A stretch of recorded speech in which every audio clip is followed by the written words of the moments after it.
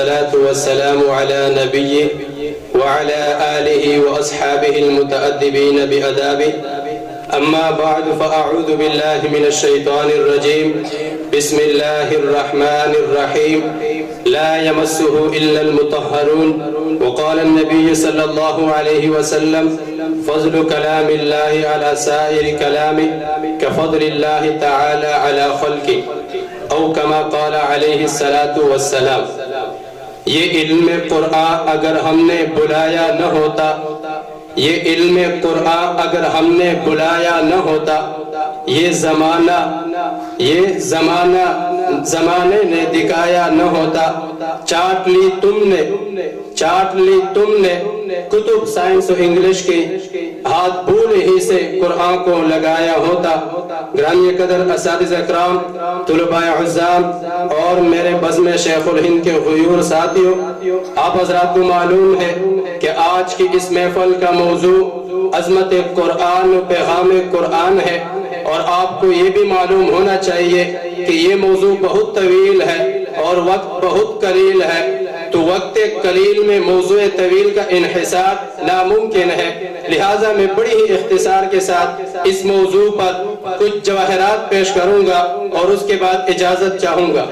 میرے بھائیو، قرآن کی عظمت کا اندازہ تو اس سے لگایا جا سکتا ہے کہ اس کی عظمت خود اتارنے والے رب نے بیان کی ہے۔ اللہ تعالیٰ نے فرمایا ذالک الکتاب لا ریب فیہ ھدی للمتقین، کہ یہ ایک لا شک کتاب ہے اور متقیوں کے لیے ہدایت ہے۔ دوسرے مقام پہ فرمایا ان ھذا القرآن یہدی للتی ہی اقوم، کہ یہ قرآن سب سے سیدھا راستہ دکھانے والی کتاب ہے۔ تیسرے مقام پہ فرمایا لا یمسہ الا المطہرون، کہ قرآن کو صرف پاکی کی حالت میں ہاتھ لگایا کرو، اور قرآن کی عظمت صرف رب العالمین نے نہیں بلکہ رحمت للعالمین نے بھی بیان کی ہے۔ آپ علیہ السلام نے فرمایا خیرکم من تعلم القرآن وعلمہ، کہ تم میں بہترین شخص وہ ہے جو قرآن شریف سیکھے اور سکھائے۔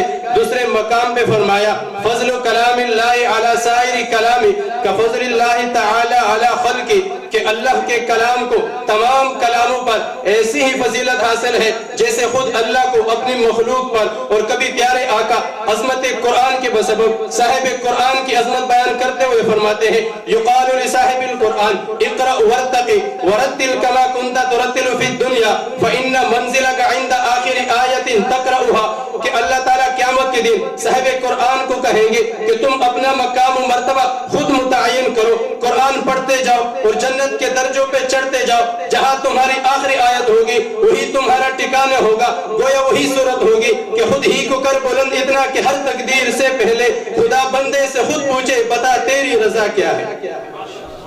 سامعین ذی وقار، قرآن تو ایسی عظیم کتاب ہے کہ جو اس کے ساتھ تعلق رکھے گا وہ تو کامیاب ہے ہی، لیکن اس کی سفارش سے اللہ تعالیٰ 10 آدمی کو جہنم سے نکال کر جنت میں داخل کریں گے، اور حافظ قرآن کے والدین قیامت کے دن اس حال میں آئیں گے کہ لوگ ان کو بنی اسرائیل کے انبیاء سمجھیں گے۔ ارے یہی قرآن تو ہے کہ جس کے بارے میں اللہ تعالیٰ نے امام احمد کو خواب میں فرمایا کہ اگر میرا قرب حاصل کرنا چاہتے ہو تو قرآن کی تلاوت کیا کرو۔ یہی قرآن تو ہے کہ جس کے سننے کے لیے مشرکین چپکے سے آیا کرتے تھے۔ یہی قرآن تو ہے کہ جس کے بارے میں آیا ہے کہ اگر کوئی اللہ سے ہم کلام ہونا چاہے تو اس کی تلاوت کرے۔ یہی قرآن تو ہے کہ جسے سن کر حضرت عمر کا دل اسلام کی طرف جھک گیا۔ یہی قرآن تو ہے کہ جسے جسمانی روحانی بیماریوں کے لیے شفا قرار دیا گیا ہے۔ یہی قرآن تو ہے کہ جس کی تلاوت خود اللہ تعالیٰ نے کائنات بنانے سے 2000 سال قبل کی۔ ارے میں قرآن کی کون کون سی خوبی بیان کروں، بس میں اتنے ہی کہوں گا کہ دنیا میں ایسی کوئی خوبی پائی ہی نہیں جاتی جو قرآن میں نہ ہو۔ گرامی قدر احباب، اب آئیے ذرا دیکھتے ہیں کہ یہ قرآن ہمیں پیغام اور سبق کیا دیتا ہے۔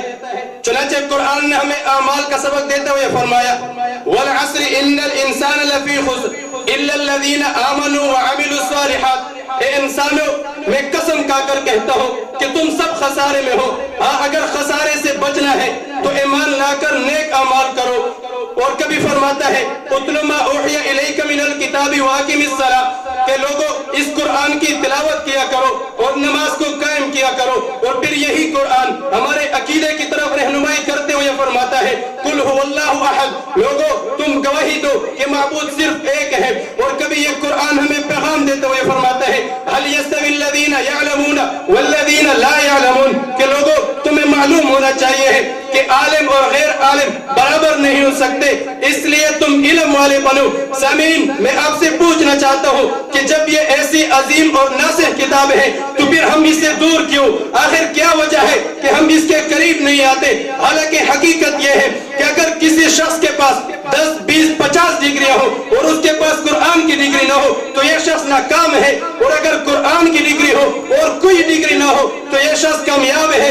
اس لیے ہمیں چاہیے کہ ہم اس قرآن کو سینے سے لگائیں اور ہر وقت یہ دعا کرتے رہیں یا الہی جسم میں جب تک جان رہے تجھ پہ صدقے تیرے محبوب پہ قرآن رہے. میں رہوں یا نہ رہوں مگر دعا ہے دل کی دین محمد رہے اور عزت قرآن رہے. وآخر دعوانا الحمدللہ رب العالمین.